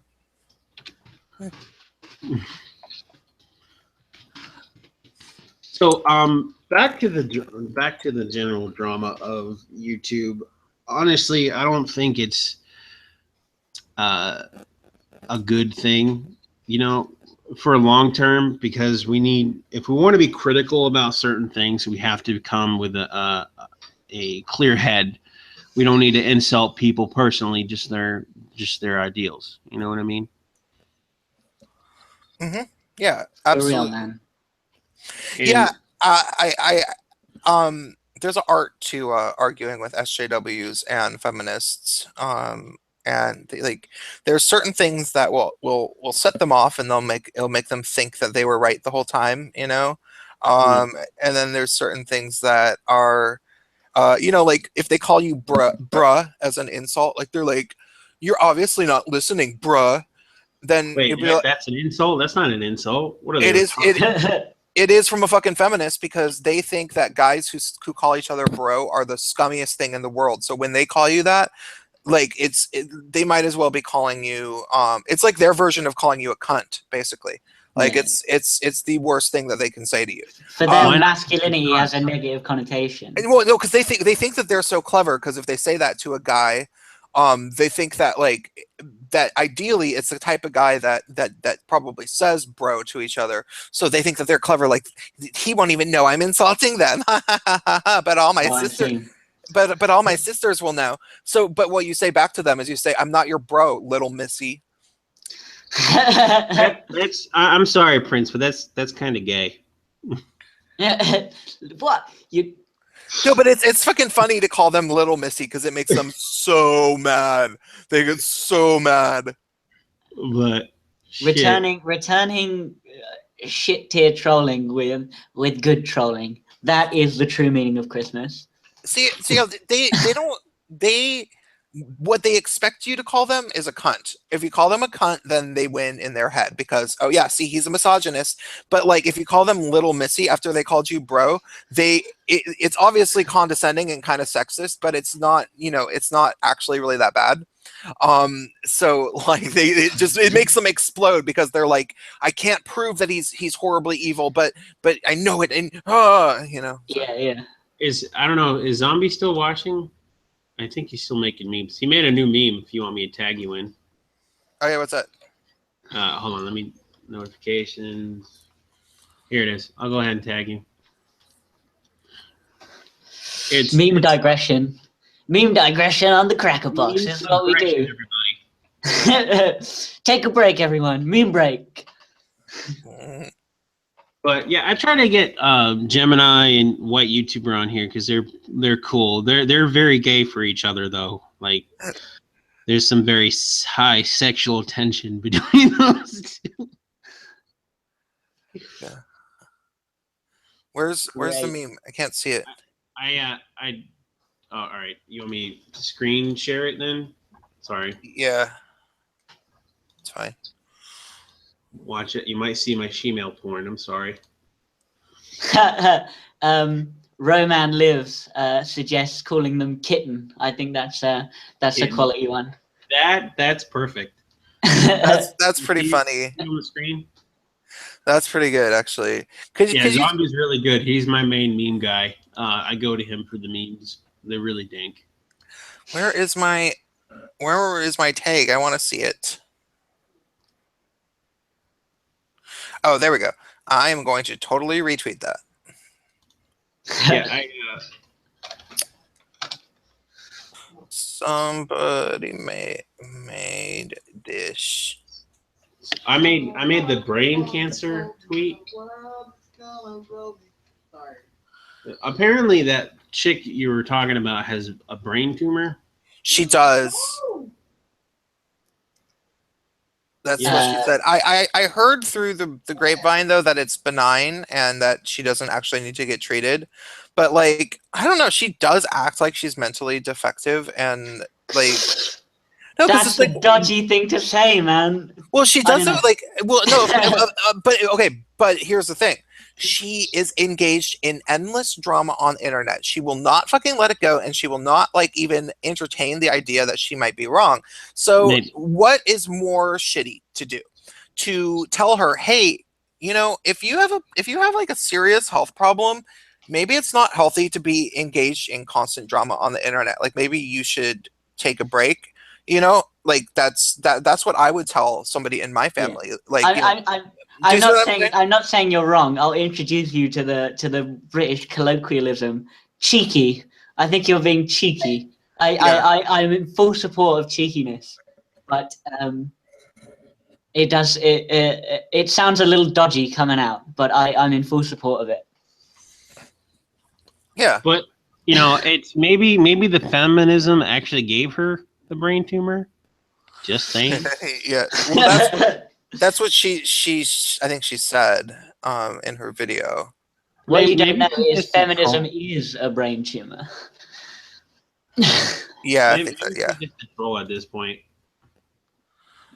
No, she sucks. And she was trying to cozy up, like she was trying to cozy up to Bering. They've talked to each other and she thinks Bering's her friend. And yeah, she's trying to I think she's under the impression that she can like if she like cozies up to the skeptic community, she can get exposure and then she'll convert some feminists to, and it's like, no, bitch. No, you're just a fucking snake. And there's no way. So, Bering's pretty cool. I like his content, but I'm not going to like, you know, if I disagree with something he says, I'm going to voice my opinion. You know, it's just like, I think a lot of people, deify a lot of these big YouTubers. You know what I mean? And say whatever they say is law, and you can't. Come on, don't pussyfoot. Give us a name, Cracker. Give us a name. I don't have a name at the moment. I was just generally shit posting, I guess.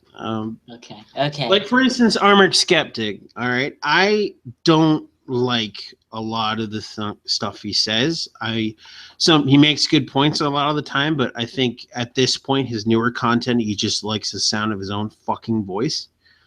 I feel like to a certain extent that's he's embraced that and made it funny. but yeah, definitely he's a cocky little shit. And especially in that video, what was it that he said? He said, "I use skepticism to debunk his point." It's kind of it's pretentious, and I think in some ways he's put himself on a pedestal. I very much like his content though. Only love the Armored Skeptic. I like his older content.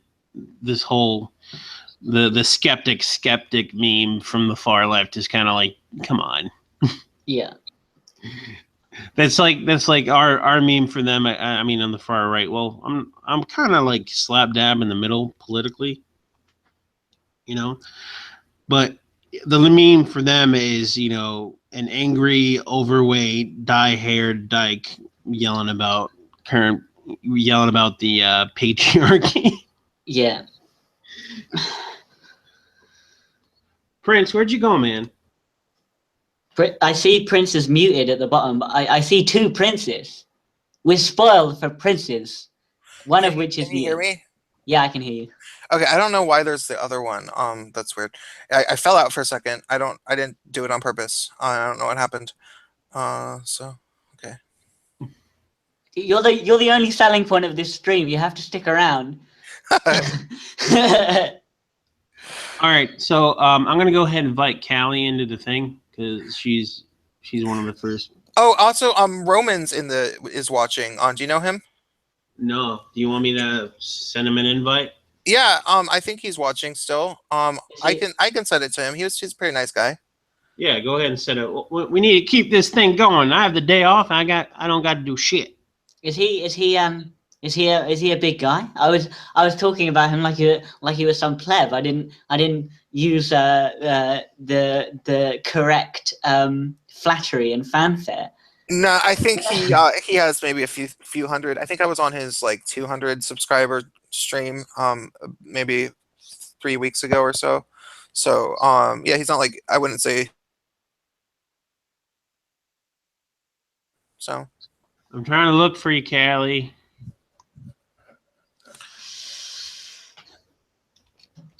Let me take a look at how many subs does Roman have now. I was on like a celebration for him reaching a certain milestone stream, but that was a little while ago. Maybe he has more now. I will say retroactively, congratulations, Roman. Good job on achieving whatever subscriber milestone you have achieved. I have no idea which one. Congratulations, you cunt. I can't find his channel though. Why can't I find his channel? I just got 170 subs, so I'm happy. Yeah, I've been going going 200. I'm doing another giveaway, or was that 250? I'm not sure. I think at 250. You can give away a shirt with my logo on it. I need another. I need to make some merch. I will pledge certainty that I will buy that merch. Sell it to me. Shut up and take my money. You'd buy that, Sam? Prince of Queens merch, yeah. Oh. I'd buy Critical Cracker merch, of course. I'm not gonna leave anyone out. I'm sorry, Okay. Cracker. I'm sorry, Cracker, to shut you down. Oh, he died a little bit. I'm sorry, Cracker. I was just about to praise you. You were my main man. You were my first fan. And you stabbed me in the heart. I was just about to praise you on calling Roman a cunt. I love how few fucks you give. That I appreciate about the Critical Cracker. I will win you back with flattery, Cracker. I will win you back. No, by this point, I'm gonna need a blowjob. I'm thinking my merch. Wait, am I allowed to talk about what I want on my merch at this? Like after that, I'm like, if you call in now for only $99.99, you can get an official Prince of Queens T-shirt. Yeah, go ahead. Anyway, back to me. What does it mean when you're presenting to everyone? I'm still learning this Google. That means that everybody can constantly see either your icon or whatever you might be presenting to people.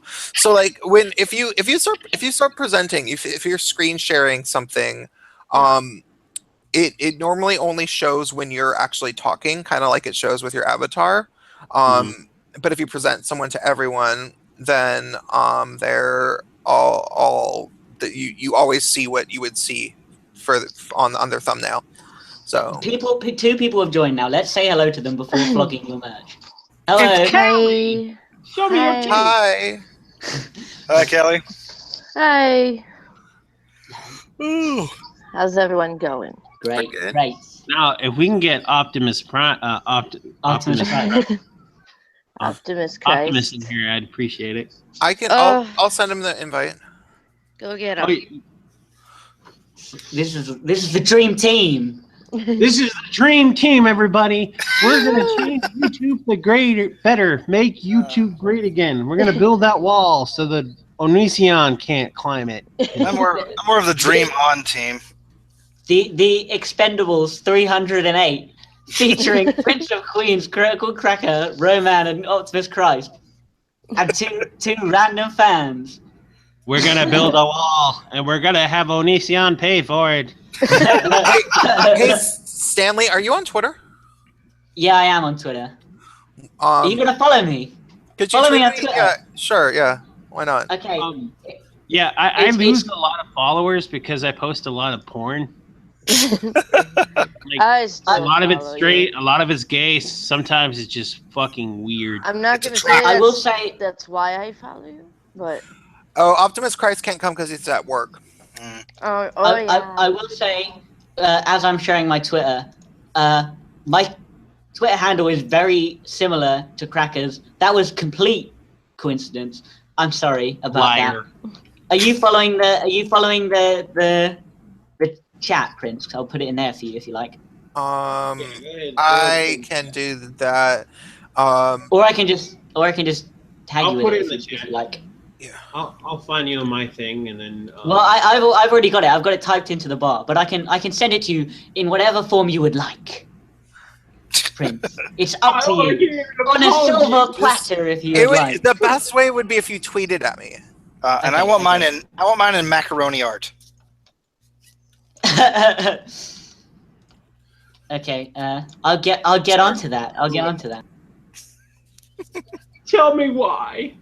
I have a lot of like meme people who follow me. Like, there's this guy who role plays as a Nazi, and I don't get it.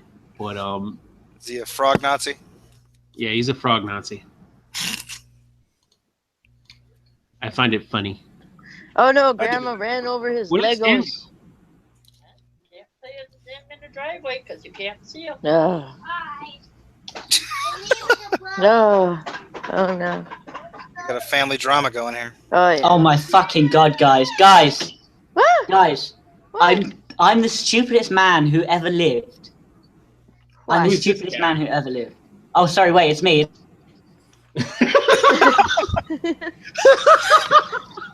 He just doxed his sock. What? Sorry, I missed what happened. I was like looking at Twitter. Oh my god! Shit! All right. I think Stanley just showed up in a sock puppet account, not really remembering. Alright, well. I have That's to like conserve showing me battery up power. on my other profile. Okay, I'm back again. Oh. Sorry about that, guys. Sorry. I'm literally the stupidest man who ever lived. Probably. I'm not arguing, but explain how. Sorry, you're gonna have to unmute yourself, Stanley. There you go. I excel in stupidity. I excel. Did you hear that Oh, story? it's just, You missed that whole just thing, one didn't you? more. Yes. Oh Basically- snap, everybody! My main man, my meme bro, Zombie, just made a new meme. I'm gonna go Oh, check it out. boy. I'm actually starting to produce content. I just haven't edited it yet. Oh yeah. Yes. Well, say something in the chat. I don't know if I'm followed to you or not, or subscribed to you or not. Prince, Alright, I've tweeted at you. I've Oh, tweeted great. you. Be my friend. Cool. Be my friend. Love me. I love you long time. Attention whore. I love you long time. I'll Who's suck the kid your for? dick for a subscribe. You know, maybe I haven't tried that. I might be able to break 250 soon if I start. My mouth Ooh. hurts, by the way. Am I on the 250 stream? Am I on the 250 stream? No, Sure. we're not there Whoever yet. you are. Okay. Oh my god, that's kind of a funny meme. I can't retweet it though because the feminists would get mad at me. They would call me tasteless. Oh no, not the feminists. Well, no, because the thing is, here's the thing. I'm framing this whole thing like I'm the bigger person. Like she is like being relentlessly like pathetic, and like she's calling me an SJW and insulting me about my mother. Because I mentioned that I like talked to my mother about the situation, just because it was like such a weird thing that this like crazy fucking YouTuber with a tumor is like misrepresenting people and like with a brain tumor, you know? And I was like, yeah, do you think that like maybe that there's something like mentally wrong with her where she like isn't thinking straight? So Maybe she likes you. Yeah.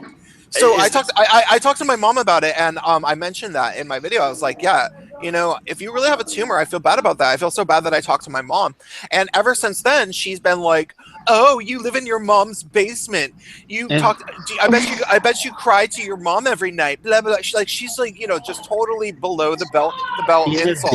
What does it matter if you cry to your mom every night? I thought feminists like that sort of thing. It's more like why does it matter that I have a good relationship with my mom to the point where I tell her about my YouTube stuff? Like, what does that like? I think that that's actually a good thing. I don't live with my mom, but it's like it's just she's putting forth every type of below the belt insult that she can possibly think of, and I'm trying to be like, no, I'm not going to like insult you. I'm going to just repeatedly say that you are a dishonest snake. Like the worst insult that I've called her is snake. She's a liar. This is Meg Dylan Burns still riding your dick. Yeah. Jesus Christ. She's obsessed with me. I think her pinned post is of the video where it's entirely composed of taking me out of context because she wants. I think to, she wants your dick, dude. Honestly, dude. Oh I mean, yeah. that's all lesbians are really waiting for, some deep dicking. I heard it in a movie. It's it's true though. That would be beautiful. That would be beautiful if you turned each other through pure you passion turned and yeah. hatred against each other. Like Milo and Riley. Epic 9-hour hate fuck. I hate you. You're part of the patriarchy. I once saw a porno like that, not gonna lie. I think I once saw a porno for that. At this point, She was screaming, I could say that "Thank about you, everything. patriarchy." Oh, This woman was screaming. slam me with that thick patriarchy. You need that white Pretty privilege. much. So, Cracker, you showed up in one of Vadim's videos like out of nowhere. Like I subbed to you like on a whim like a few months ago, and then there you are in a creationist cat video. I'm like, how the fuck does he do that? He was poking fun of me a couple weeks ago, but he was really good about it, you know. I like Creationist Cat. He's a sweet dude. No, they were giving him the business over there on another channel earlier. It was so I weird. pop up in a lot of videos I'm not even aware of, and it's like, okay. It's because of the imagery. It's because of the imagery. People see the name and the imagery of Critical Cracker, and they think it's emblematic of some bigger problem. But really, it's like I said before. Yes, you're following tropes of other creators, but it's very clear that you've been handed a vocabulary by them, a videographical vocabulary in which you use to express your opinions that are wholly your own and not connected to theirs. It's not swear like a you're just some copy. Oh, that's loud. That's- You're using their vocabulary, but you're not them. No. That's how I feel about the Critical Cracker. I'm an advocate for common damn sense, and a lot of people are missing that nowadays. Yeah, for sure. Timmy. I mean, I'm a gun owner. I'm a responsible gun owner, and What? people are against guns. I don't know why. Stop. I don't know. I'm pretty left myself, but I'm also from South Carolina, so you know I'm like the worst kind of left, pro-gun, pro-death penalty, kind of. You just like every kind of thing that would earmark you as kind of like a sort of a right-wing kook. It's just kind of baked into my DNA. Honestly, though, I'm an advocate for if pedophiles, have sex with a child and it's very violent or whatever. I'm advocated for the death penalty for them, all full force. I don't think we should kill anyone, Cracker. Wait, Lobotomies, maybe. Lobotomies. Either physical, either they choose death penalty or physical castration. We cut your dick off. Is that what we're doing now? Are we going to argue the death penalty? Are we going to argue lobotomy and castration? Because I'm well up for that. I don't want to argue it, and I don't really have a good justification for it. You know, there's just part of me that kind of secretly believes that two wrongs can make a right. Yeah. I don't apologize for it. It's just two rights equals NASCAR. I don't know if you knew that. What? Get out of here. He's making a left turn. What's he gonna do next? He's making a left turn. Oh my god. This is high course action, ladies and gentlemen. What's he doing next? He's making a left turn. The crowd goes wild. People drinking, throwing up everywhere. That's NASCAR. I've been to one like NASCAR game, and it was like accidental. Like, oh, we're going to watch a thing. You just accidentally went to see NASCAR. You just No, I went to go to the beach because they said we're going to Daytona. I'm like, yes. It was a ruse. It was a snare and a delusion to get you to watch NASCAR because your friends hate you and just want you to have a really shitty time. I snuck out. People around here always watch NASCAR. It was terrible.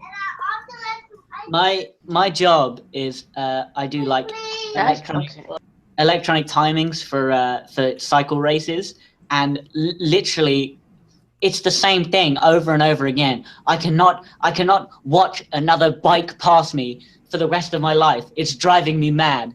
The Formula One racing over in Europe is fucking awesome. Yeah. But yeah, I'd go mad with that too. I mean, at my job, I'm starting to go mad. What? Looking at meth addicts, writing meth addicts, jerking off. Gangbangers. Gangbangers? Oh, story time. You don't know about where I'm at. Where I'm at is a rough neighborhood, dude. It is bad. By gangbangers, do you mean that there was a gangbang broke out in the middle of? No, I mean gangsters. Yeah, of course. Like Crips, Bloods. I don't know what specific gang they're from, but the place next door, across the street, a guy was killed a few months ago, shot up, and that's not the only time. I mean, hell, I see drugs pass hand on the regular across the street. Here in the civilized world, we stab each other. Listen here, sir. I like my gun. I'll shoot someone with my hollow. I will say this. It's my culture, man. I don't think guns should be here in the UK, but fucking hell are they cool. Maybe gun violence would be less of a problem if guns weren't so fucking cool. It's true, they are badass. I want to hold one. They're so awesome. They're I don't know. Maybe there's some sick pleasure in holding in your hands the ability to do gross, immense harm and not doing it. You can't really get You can't really get it from a kitchen knife. I mean, you know you can murder somebody with it, I guess, intellectually, but That's why we got you also Call of can Duty. joint a chicken with it. I always bring my gun home. When I come home, I unload it just so I know I don't store my gun loaded because only idiots do that. Was that a challenge for me to carve a chicken with an AR-15? Because I will Yes. try. My main point is when you're putting the magazine in the gun and you're cocking the gun, there is a rush. There is like, okay, game time kind of thing. Yeah. But my mentality is like, all right, time to be professional, time to do my job kind of thing. It's not like, oh, let me go kill somebody. I guarantee You know you what I mean? It's more of, okay, game face time to work. that's going to be a 1 million view video, by the way. Someone jointing a chicken with an AR-15. Just whoever does it first. I remember just shooting corn ears. I want to get a 12 gauge, but my girlfriend's like, you can't store it here, man. You can't do it. So I'm gonna have to let my friend borrow my gun, I guess. She knows what you're like, Cracker. She knows you're gonna go into a racist rage and kill her. Yeah, I murder her every night with the white privilege. Jesus. Yeah, all right. I'm just imagining like some woman just making love to a cracker. I've seen my sister practically do it with Oreos. Smeared with peanut butter. I don't want that story time. Are you still on, man? The same thing has happened to Prince before, I think. No, I'm sorry. I muted myself. I just realized I muted myself. Oh, my door's squeaky. Cassie, are you running a fucking nursery? Well, What? she has like No. 5 kids, man. No, Really? I have one child. I just sent his friends home. It just sounds like 5 children. Yeah. But then again, most children do. He's watching Titanic stuff, probably. I will never let you go. He loves that fucking movie. He loves that movie. He watches all the documentaries. He fucking builds Minecraft replicas. It's crazy. History buff, huh? I question More your like- quality as a mother if your more kid's like favorite vehicle movie is obsessed. Titanic. No. His favorite movie of all time, I think, is Twister, and then Mad Max: Fury Road, and then Titanic. Okay, Yo, this is Mad Max, great. actually a cool kid. Mad Max was one of the only movies he would sit through in the theater, and I knew he would because of that big old rig. I'm actually gonna go see the new Guardians of the Galaxy this weekend with the girlfriend. I was hear pretty it's good. I already Yeah, people saw said it, and it's- it's good. It's good. People I'm said it's gonna better watch than Fate or the Furious. original one. I think the character interactions were better than the original one. If you're not aware of like some of the Marvel characters, like the big villains, some of the movie is going to seem like a plot cul-de-sac at first, but other than that, it's I really good. haven't finished watching the Red Letter Media video on it, so I'm not entirely sure what my official opinions are. So I just have to wait to be informed. I need to see Fate of the Furious because I am a Fast and Furious fangirl, Where did you and go I down? need it. Ryan, they're probably gone. I think the Fast and the Furious movies have accepted how retarded they are, and Well, for the yeah, better. they play out like those comic book movies. Like, oh, they can't really do That that. scene- Well, a man shoots laser beams out of his eyes. Shut the fuck up. That scene, what is it from Seven, where he is driving the car, he drives it into the barricade, and he jumps off and he flies through the air and catches her. Yeah, that's in the It's sixth movie. That's in it. I don't remember Morgan That's Freeman fucking doing that. hilarious. You remember who? I don't remember Morgan Freeman doing that. No, Triple X3 was just another Fast and Furious movie, really. That they either take place in the same universe or that's what. It's the same So- fucking character. Do But it's Vin do we have Diesel, of course anything it else? is. Sorry, do we have anything else to talk about, or are you guys about that time? Do you think? I don't Yeah. know. I just popped on because I got the invite, but thanks for inviting me, by the way. Yeah, You're it's welcome. fun. Yeah, yeah. problem. Thanks. The more the merrier, in my opinion. Like a lot of my streams, I'm by my lonesome. Okay. Well, A little bit suicidal, maybe. It's Live- okay. Live I'm lonely suicide too. with Critical Cracker. Will he do it this week? Who knows, everybody? Stay tuned. I'm Have still you heard sick. of people actually live streaming their suicides? Yes. I've heard about it on Facebook, but I don't never heard about it on YouTube yet. No, man, that's messed up. It'll happen one day. One day.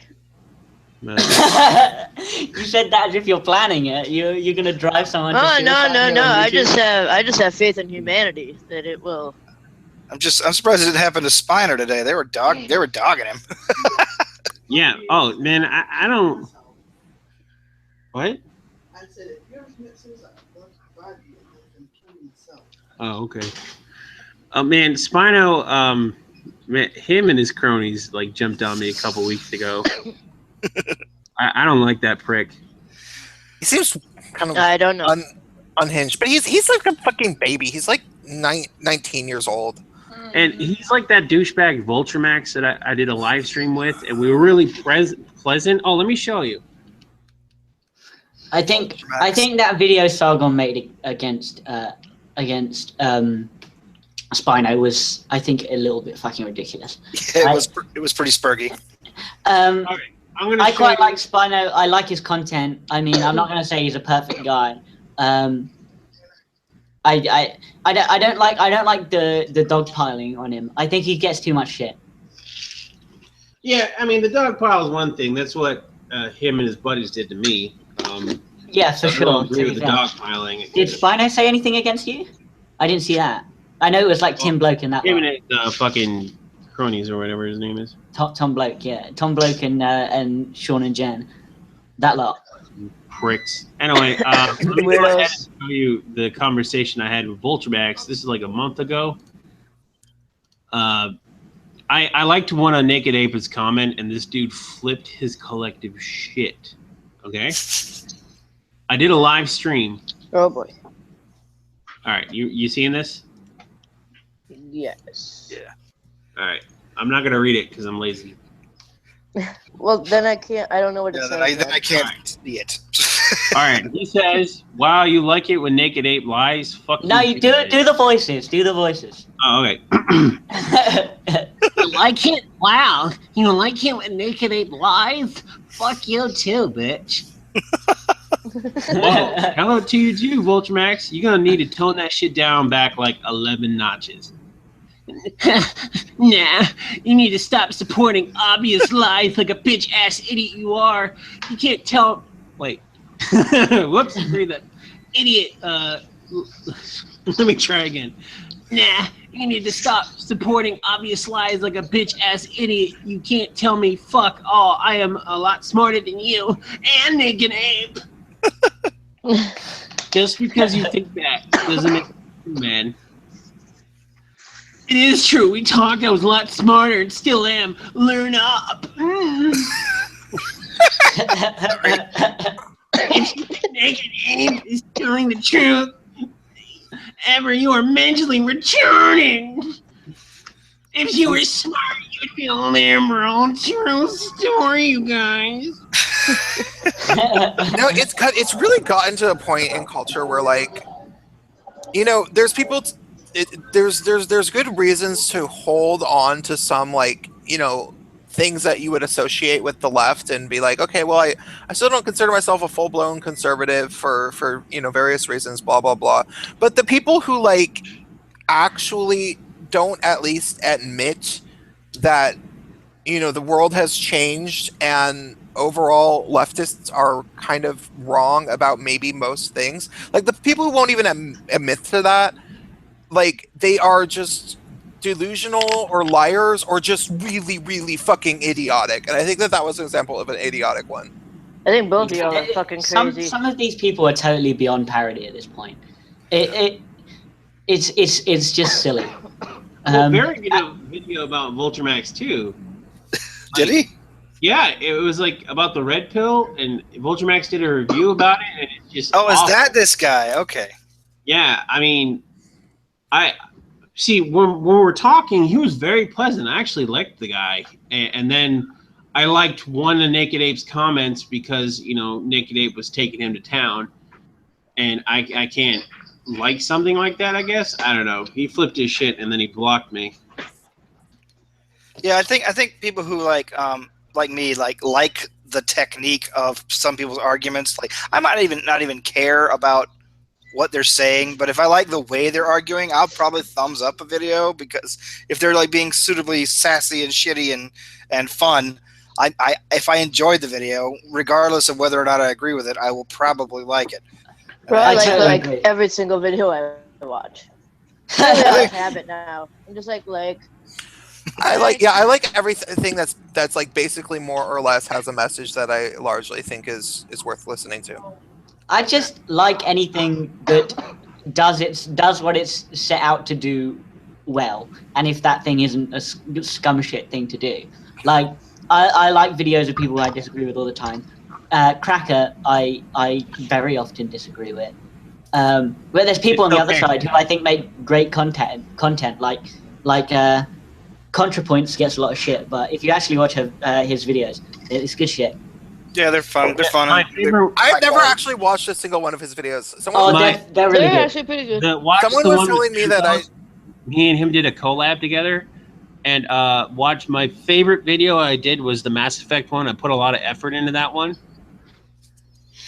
I like his mannerism. Yeah. You like my mannerisms? No, Concha's mannerisms. He doesn't need mannerisms. He's got top I think hats. Prince, the star of the stream, Exactly. was going to say something. Oh, I was just gonna say someone wanted me to debate him. That would have been cool. I would have liked that. Because maybe I should watch some of his videos. There you go. I feel like the I'll bring the debates, mud. the debates he's done so far, which he did Yes. Blair White, and he did Roaming Millennium. Yeah. And not a mud pit in sight. I feel like the interview with Blair White was so off, because they've both got such strong, loud personalities that it just evolved into kind of cattiness by the end.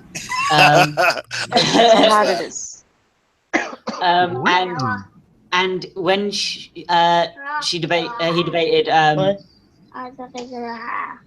Roaming Millennial, both their positions were totally impenetrable. They weren't giving each other even an inch. I feel like someone like you, Prince, would do better by his way of seeing things. Yeah, I mean, I think that I am probably better at having a rational discussion with somebody than Blair White is. I mean, I'm 35 and she's 22 and really bitchy. So, you know, I mean, I commend her bitchiness, but in debate it is not useful. Yeah. No, I mean, and I'm sure by the time she's 35, she'd be a lot better at you know, talking to people. But someone like you, Prince, even when I've seen you in your videos at your angriest, you kind of stay understated and keep a cool head. I feel like you'd be better at I don't know. There's some videos that I have where I end up ranting by the end. Like, did you ever watch my video about Ollie Pike, Poppin' Ollie? Oh yeah. Oh yeah, I did. You were really laying into him. Yeah. That was bloody good. No, but I was really annoyed with him. Like, I feel like he really deserves it, because, like, not only did he act like an asshole to my friend Irate Bear, you know, like, Irate Bear's a pretty good friend of mine, but like, he's cool. He like, Ollie Pike fucking like thought that he could like he could get the LGBT mafia on his side, or sorry, like the LGBT CIA was going to come rescue him or something. And I was like, who the fuck do you think you are? Like, you know, so I was like, yeah, Nobody likes an uppity twink. Nobody. Yeah, it pissed me off. Well, see, I tried to get Irate Bear on. He was in the chat, but he didn't want to join. He's too high up for us, man. He has a kid. He's usually busy. But oh Jesus, I realized Cassie I has actually. a kid. You guys, I gotta Cassie go. I have another stream that I'm supposed to be on in an hour, and I need to edit today's video, and I haven't gotten it. So I'm sorry to be leaving you, but congratulations on your YouTube birthday. It was lovely having you, Prince. It was lovely. It was great having you on, man. I hope next time you can join too. It was nice to speak with you. Yeah. Long time fan. Good to speak to you. Nice good talk as well. Good talk. Yeah. Thanks, guys. Talk to you later. Bye. Bye, Prince. Whatever. Other Prince. We still got the doppelganger Prince. Evil Prince is here. Well, I have to kick the evil Prince, you guys. He's about to tell us about the pillars of feminism. Evil Prince is the best thing about the. It's the feminazi Prince. We must kill him. He's the best person on the podcast. You got rid of the best person on the podcast. Shadow Prince. He was silently judging us. Yes. With smug little face down in the corner. Be like, fuck you guys. It is a cool dude. Oh Lord. Well, I just found out I have to be up at 4 in the morning, so I guess. Well, don't make excuses. Just leave. But thanks for joining us, man. No, I'd love to come back like on a day where I don't have to like drag my ass out of bed so early. No problem, man. I'm actually going to turn the stream off now. Thank you guys so much for joining. Okay. And it's been beautiful. Nice meeting you guys. Nice meeting you. Thanks for joining, everybody. Have a good day. Stop to me. Stop to me. No, I'm kidding. Okay. Okay. To the Critical Cracker and to Roman and to Stanley if he has YouTube. And follow me on Twitter at Cracker Critical, and go ahead, Roman, do your thing. Oh no, I was kidding. Sub to me if you want to have some of the lamest. Don't sub to him. Yes, follow don't me sub on to me. Twitter at Quizzical Quack, and It's reverse also psychology. give me You're hand about to get jobs. twice as many subs. Don't All right, subscribe everybody. to any of the See you people later. on this stream. Bye. Bye-bye.